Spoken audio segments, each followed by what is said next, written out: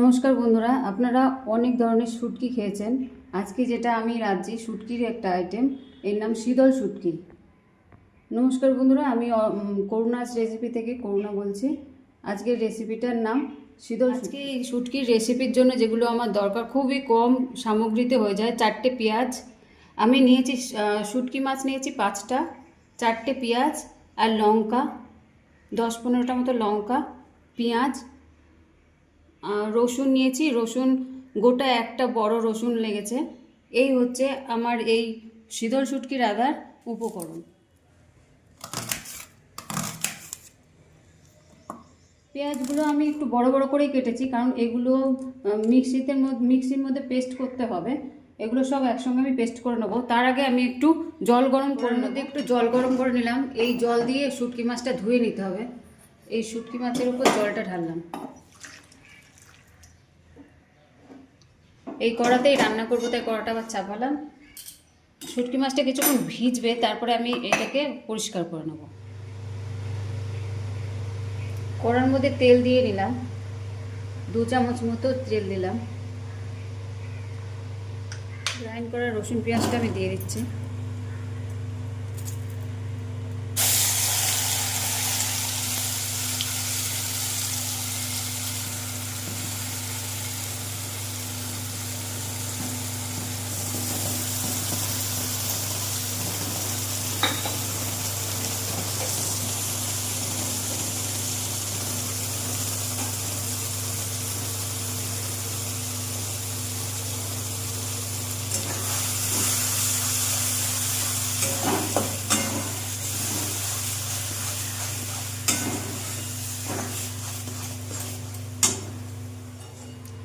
এর যে কাঁচা গন্ধগুলো আছে এটা যাওয়া পর্যন্ত একটু ভেজে নেব। তারপরে শুকনো কিছু মশলা এর মধ্যে আমি অ্যাড করব।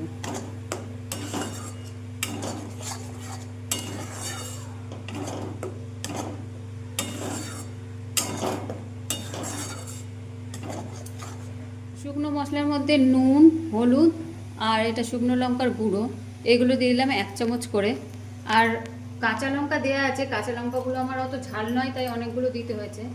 যে যেমন ঝাল খায় সেরকম দিলেই হবে। এটা বেশি ঝাল খেলে বেশি লঙ্কা, শুকনো লঙ্কারগুলো বেশি।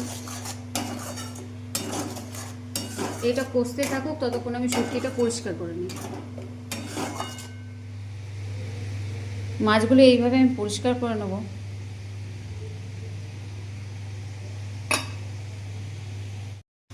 মশলাটা কষানো অনেকটা হয়ে গেছে। এরকম অবস্থাতে আমি এই শুটকিগুলো দিয়ে দিচ্ছি, কারণ শুটকিগুলো দেওয়ার পরেও কিছুক্ষণ এটাকে আঁচের মধ্যে রাখতে হবে আর নাড়তে হবে।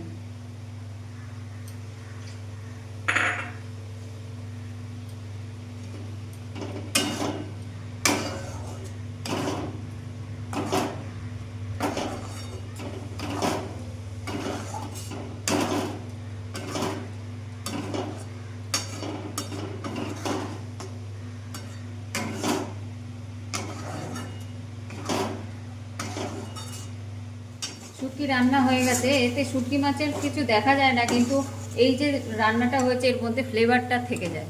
এইটাই হচ্ছে শুটকি শীতল। গরম ভাতের সাথে খুবই ভালো লাগে, খেতে খুব সুস্বাদু লাগে। একবার ট্রাই করে বাড়িতে দেখবেন।